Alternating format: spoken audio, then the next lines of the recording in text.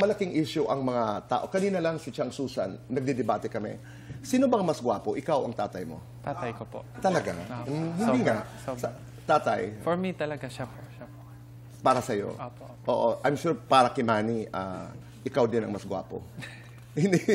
Pero nasasabihan ka niyan. Opo. Nasasabihan ka ng mga tao pag naglalakad sa mall o kaya nasa labas, nakukurot ka na ba? Opo. Upo. Anong ginagawa mo pag nakukurot ka at nanggigigil sa'yo? Wala po. Sinasabi ko na po, God bless. Sinasabi mo, opo. kahit masakit na yung kurot. Na-appreciate ko rin naman po sila sa pag-ano nila, napansin nila yung paghihirap ko. In-idolize po ako nila, parang gano'n. Gigi lang naman yun Oo, di ba? Yung paghanga, ika nga.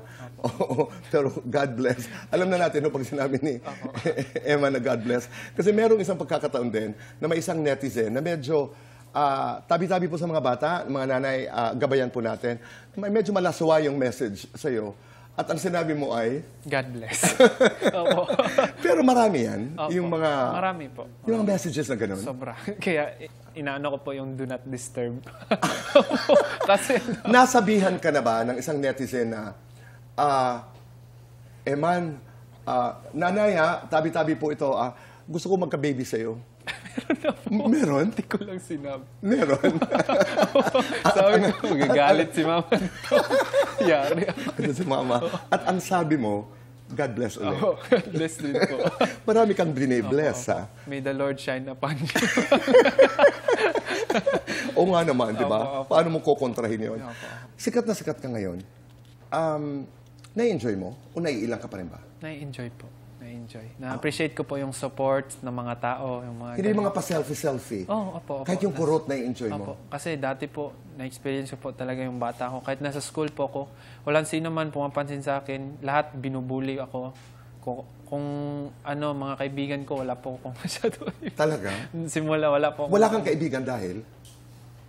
Daddy ko po si Pacquiao, tapos ano, parang Dahil may naiilang po kinalaman siya. sa Pacquiao na family name. Ay, suntukan tayo, parang ganun po. Lumalaban ka? Hindi po ako tinuruan ng mama ko. Pag ganun po, sabi po ng mama ko, umuwi ka na kaagad, ganun. Pero Eman, alam mong gwapo ka? Hindi po. Hindi nga. Sabi lang po ng mama ko. Pero lahat ng sinasabi ng mama, totoo. Kaya naniniwala ka. Opo. Tingnan mo na, ang dami-daming tao dito sa studio. Di ba? Alam mo yun. Minsan pag tinitingnan mo ang sarili mo sa salamin, gwapo ba talaga ako? May ganong moment. Hindi naman po. Pinaniniwalaan ko po kagad yung sinasabi ng mama ko. Siyempre, mama ko po siya. Pero hindi ka banidoso? Wala kang mga moisturizer? Wala. Wala? Safeguard na. Oh, Diretso na. Oo. Ako ang magne-negotiate, dito sinabi. Talaga, wala kang yung Wala po. Wala kang yung mga pampaganito. Wala. Talaga? Mas gusto po yung natural po eh. Yung ganun. Oo. Tapos ito nga si Piolo Pascual, di ba? Sinasabi na kamukha. Hindi, ganito yon. Pag nakatitig ka raw si Marvin Agustin, pag naka-side view si PJ, si Piolo, pag kailan si Ding Dong? Pag tumitig ka raw, grabe naman, Ding Dong Dantes. Oo. Pagkatapos sabihin yon, sumarap ka ba sa salamin at tiningnan mo ang sarili mo? Sige nga, titig nga. Aba, oo nga. Dito na lang, titig nga tayo. Yan. Oo nga. I-side view nga natin, side view nga. Oo nga, oo. Ano pa yung kidong? Pag tumitig, side view. Frontal. Yung frontal nga. Tumingin ka lang. Grabe. Kumusta yung pagkikita niyo ni Piolo? Okay Maayos naman po. Opo. Magkaibigan na kayo ngayon? Magkaibigan po. Nagchat-chat po kami paminsan-minsan sa Instagram po. He's one of the greatest actors in the country. Yes. Di ba? At napakagwapo naman talaga. Maraming girls.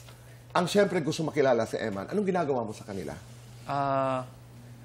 I just say, pray to God.